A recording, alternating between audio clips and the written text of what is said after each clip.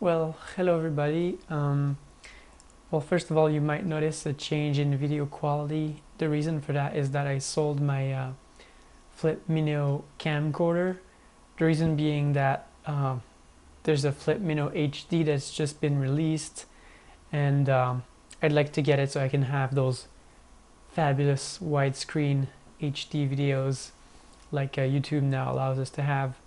So I'll hopefully be buying that within a month or two. And I thought it would be a good idea to sell my Flip Mino now when it hasn't lost too much of its value, because when the Flip Mino HD becomes available everywhere, people won't want to buy Flip Mino not HD. But anyways, getting on topic here, this video is about all the things that I didn't tell you about my past and all the difficulties I've had during my teenage years. It's going to be a difficult video for me because, well, there's many topics for me that are maybe difficult to discuss, but I thought I would tell you about these things because maybe some of you will be able to relate, and if it can help somebody, then I think it's a good thing. But I'm also making this video because I feel the need to vent a little bit and to let go of the past. And I think by telling people, I'm also helping myself accept these things. So okay, you know that I'm trans, and you know that I've known I wanted to be a girl since I was about age 5. And when I was a kid, my life was mostly normal. I think I also made it known to you people that I never knew my father. My father left me and my mom when I was about 3 months old, and I never saw him since. I never even talked to him on the phone. So, I just never really had a father. My mom never got herself a boyfriend after that, so I never even had like a masculine model, or at least not somebody close. Never really had something like a father. And that made my life somewhat difficult, in a sense, because I only had one parent on which I could count, my mom. And there's been other difficult things in my life that made me wish I had two parents, really. But that mostly started in my teenage years. Yeah, so here comes the difficult part, I guess. When I was about age 10, my grandmother on my mom's side died. So that's my mom's mother. And my mom had a lot of difficulty with this. And unfortunately, she developed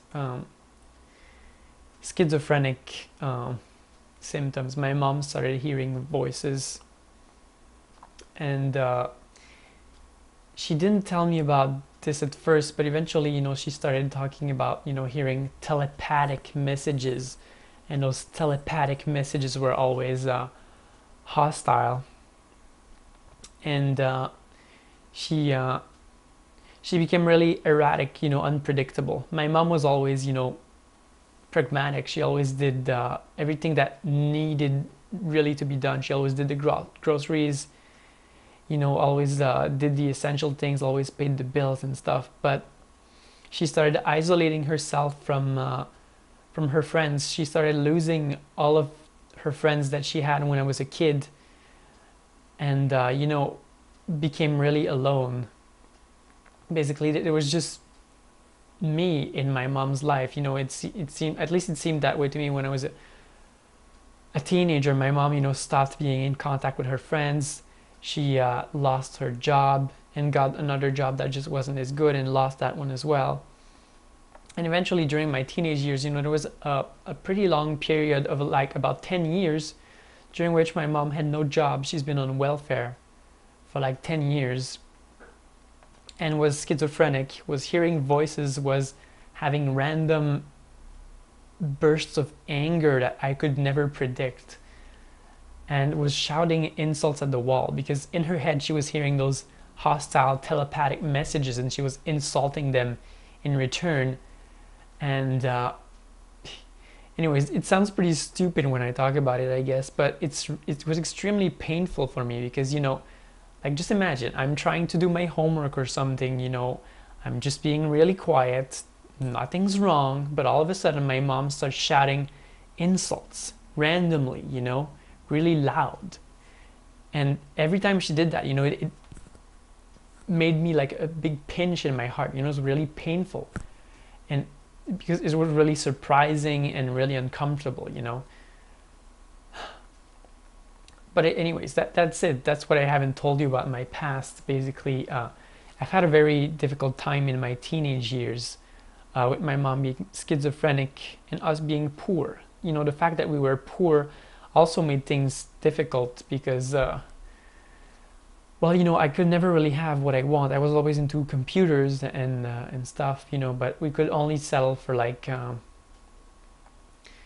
used things, and couldn't really upgrade my computer very much, as you can imagine. And obviously I couldn't get what I want. And in terms of clothing, I could only wear old clothing that we bought at like Salvation Army. So like when I got into high school, you had all the kids there that were wearing fashionable stuff and that were cool, and there was me.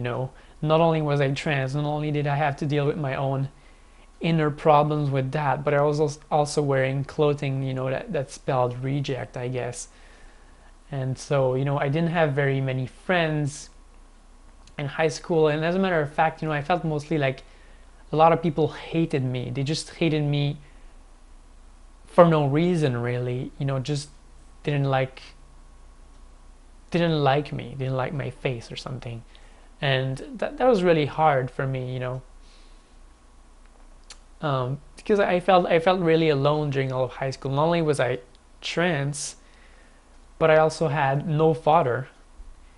And the fact that I had no father, made it hard sometimes to relate to other people, because it's like everybody had two parents, but I only had one. And I couldn't really relate to them, for like, I didn't know what it felt like to have a father, really.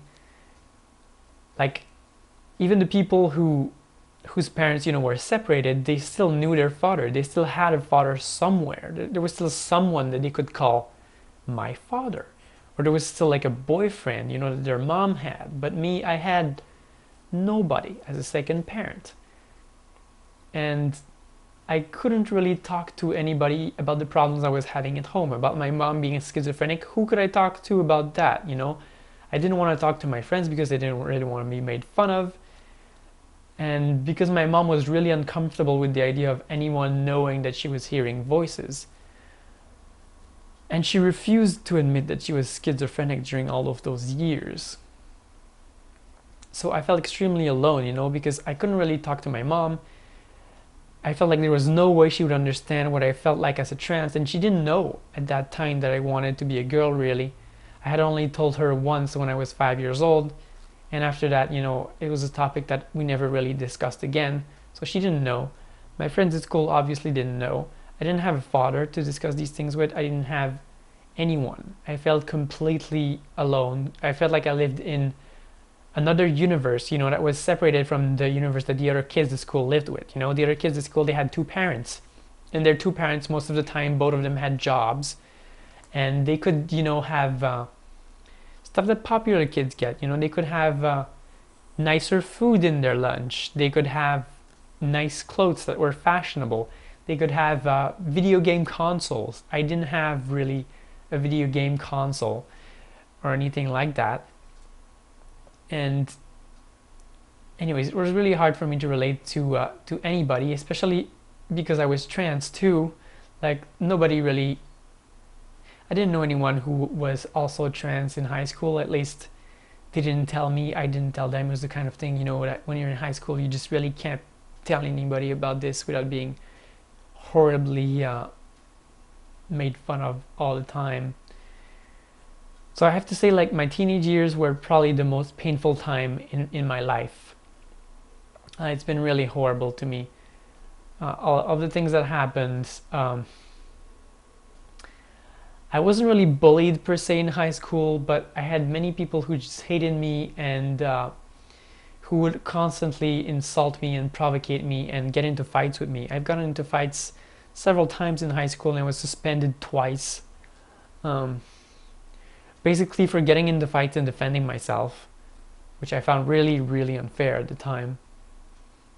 And I still find unfair today, as a matter of fact. But yeah, my teenage years were pretty horrible, I found. And it's weird, because psychologists, they tend to say, that the first 7 years of the life of a child, are the years that are most going to shape their life. The childhood is really important. But I have to say, like, my teenage years also shaped my life. I think it's fair to ask, did all those things that happened to me contribute to making me the person who I am today? And I think, definitely yes. Of course, the fact that I have no father, some people might ask, are you trans because you had no father? And I would tend to say no. It's definitely not the case that my mom was like a role model to me. No. But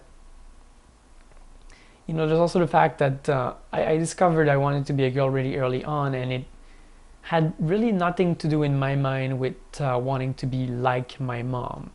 It had more to do with wanting to be one of the other girls that were around me when I was a kid. I felt like I belonged more with them, but I wasn't allowed. And yeah, so I don't think that having no father is what made me trans. Obviously, if you looked at other trans people, there's plenty of trans people that have a father, but still, become male to female transsexuals, or, I don't think that's what made me who I am. But then, if you're watching this video and you heard me say that my mom is schizophrenic, you might also be wondering, am I schizophrenic too? Am I crazy? Is that why I want to change sex? And again, I have to say no. Schizophrenia is a mental illness that will declare itself, much later in someone's life, like in their late teens or early 20s, and not when they're a kid. So, I knew I wanted to be a girl since I was a kid. Therefore, it most likely can't be due to me being schizophrenic. And also, schizophrenic people are not very logical. They're not rational at all, So if I was schizophrenic, some people would have told me by now. That's the thing, When I was a teenager and my mom was schizophrenic, she was not on medication. And you might be tempted to ask, why didn't you tell your mom to get medication, to go see a shrink? Well, the thing is, I did, unfortunately. I told her to see a shrink lots of times, but she wouldn't listen to me. She thought she would always take this as being some kind of an insult, Well, you're calling me crazy. You're insulting me, She refused to admit that she had a problem. And it took years of pressuring until she finally accepted to go see a shrink to be evaluated. And when that happened, they put her in a mental hospital for 3 weeks, and they put her on medication. And things got better for a while, and still are better. But the problem is that now she's off of her medication now, and she still refuses to admit that she's schizophrenic, even though she's been diagnosed by psychiatrists. She still doesn't want to admit it. And I have to say, it's kind of hard for me to live with this. I've had to pressure her so much so that she would go see a psychiatrist in the first place, and now she still refuses to admit that she has a problem.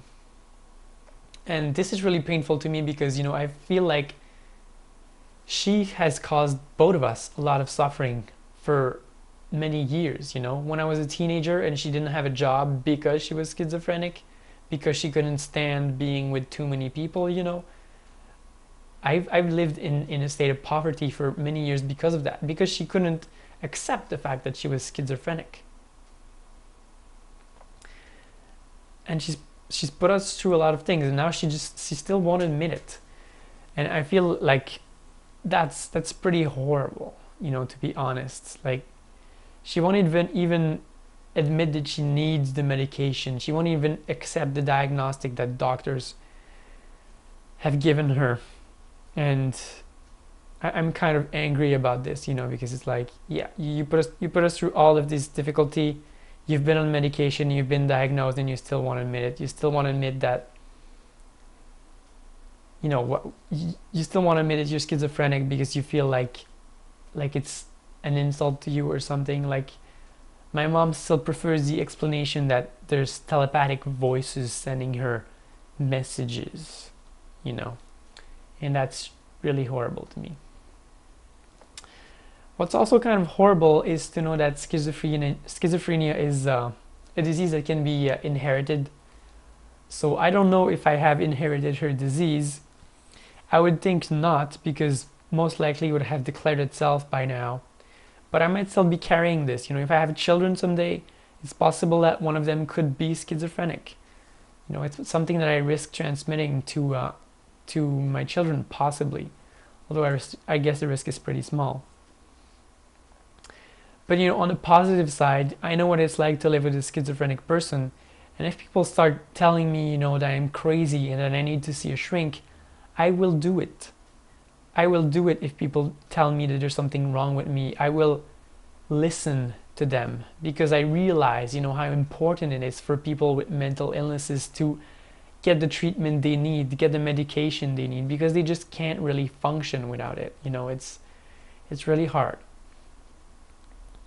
But anyways, this is what I wanted to tell you about in this video, you know. So I've had a pretty difficult life, I think, especially in my teenage years.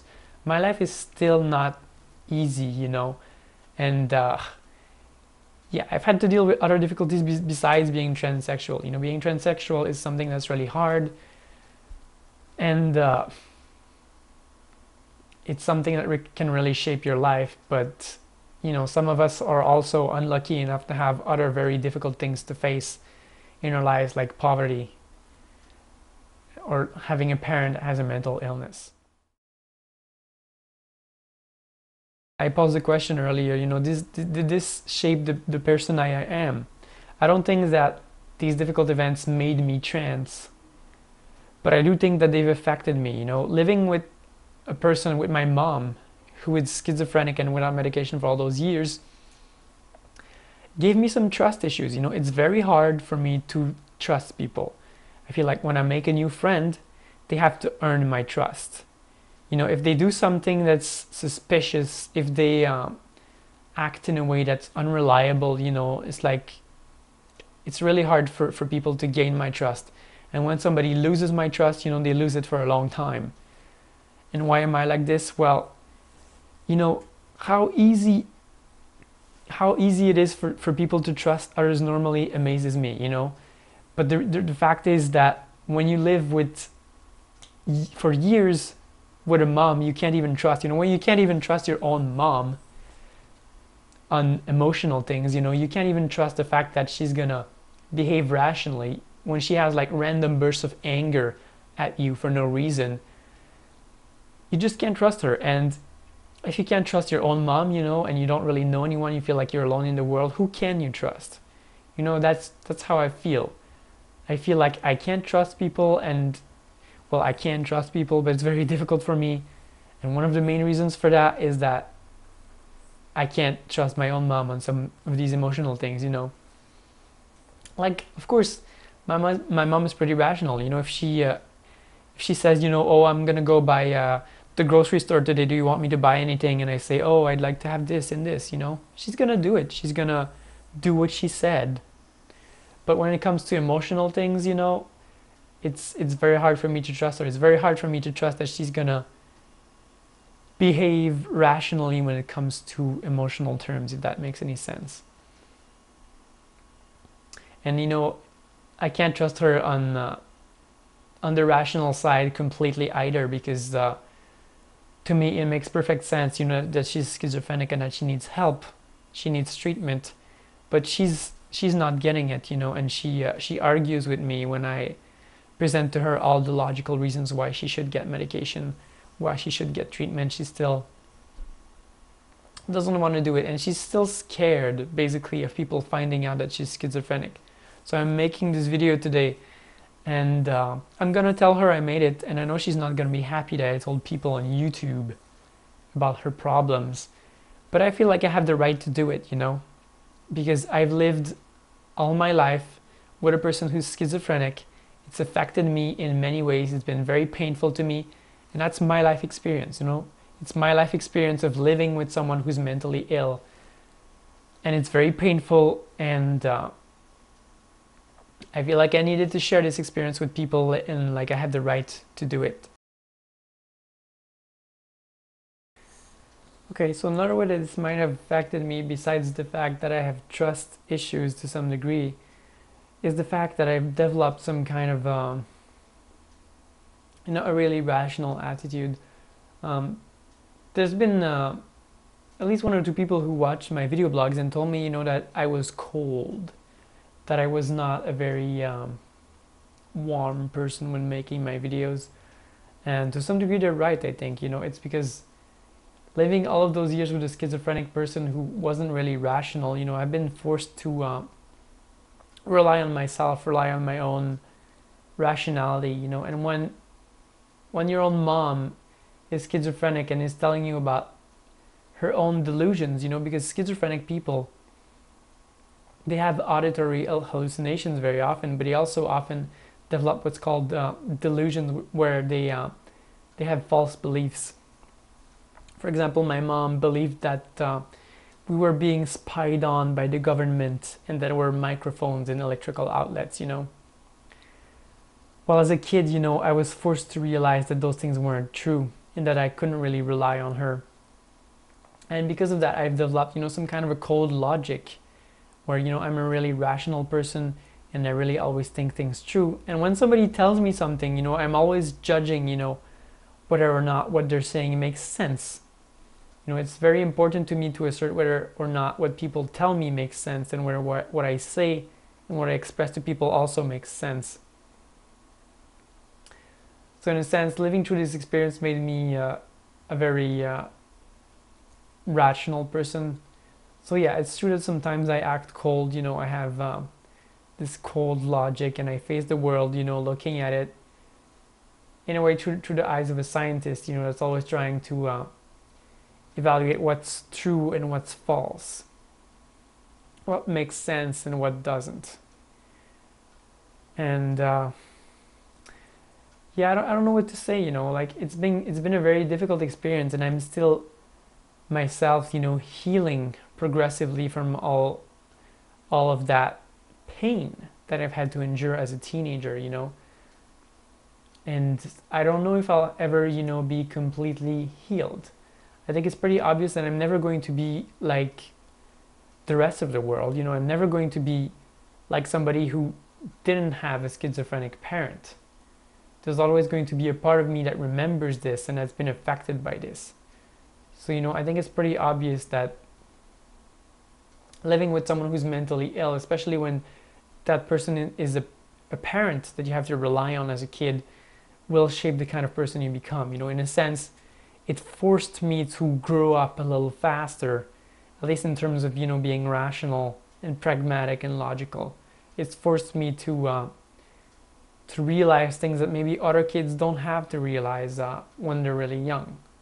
You know, most kids can trust their parents mostly, but there were some things about which, you know, I just couldn't trust my own mom, my own only parent. And I really wished that I would have had a father then, you know, a father to put pressure on my mom to get the help she needed and to talk to, you know, to not be alone. But unfortunately, I didn't. I guess, well, I can answer one obvious question now, I guess, is that when I was a teenager, you know, you could wonder why didn't I, call the government to put me in a foster home, for example. And I've thought about doing that when I was a teenager, but I wasn't stupid. I also knew that foster homes are not exactly always the best environment. There's many stories of children who have been raped in foster homes, or families who have foster homes when there's like 8, 10 foster kids. They become like foster farms when the parents there make a living out of being foster parents. And I didn't really want to end up in those environments. I seriously wondered as a teenager, is it better for me to stay with my schizophrenic mom who fulfills all of my basic food and lodging needs, or is it better for me to end up in a foster home? And I opted to stay with my mom. But now I wonder if I took the right decision. When I was like 11 years old, maybe I should have called the government and be put in a foster home for a few months, because then my mom would have been forced to go on medication much earlier and to face her problem for real. Because now I'm in a situation today where she still hasn't admitted to herself that she's schizophrenic. And now I have more control over my life. I have my own source of revenue. I'm not poor anymore because she doesn't have a job. I'm not always subjected to being in her presence. I can go out of this place and I can move out whenever I want. But I honestly wonder, whether I took the right decision or not when I was a kid. And I don't know what I would say. If there's a kid who lives with a single parent who's schizophrenic, I would probably advise them nowadays to get some help from people. Maybe tell profs at school, if they seem friendly enough, to tell them about these things and to get some help, to get their parents some help as early as possible, because in my experience, schizophrenia, when it's untreated, it only gets worse and worse, unfortunately. The longer it goes on, the more the schizophrenic person isolates herself from everybody that she knows. That includes family and coworkers. And sooner or later you end up like I ended up in a situation where my mom didn't have anybody to help her but me. So all the pressure was on me, and I was only a kid and she wouldn't listen to me. So that was a really, really painful situation to live through. And I really wish my mom would have gotten help earlier. And even today, I wish she realized she has a problem, but the psychiatrists that she's been seeing, they are not forcing her to take medication. There is no legal way for them to force her to be on medication or to force her to admit that she's schizophrenic, obviously. To anybody who knows somebody who's mentally ill, I think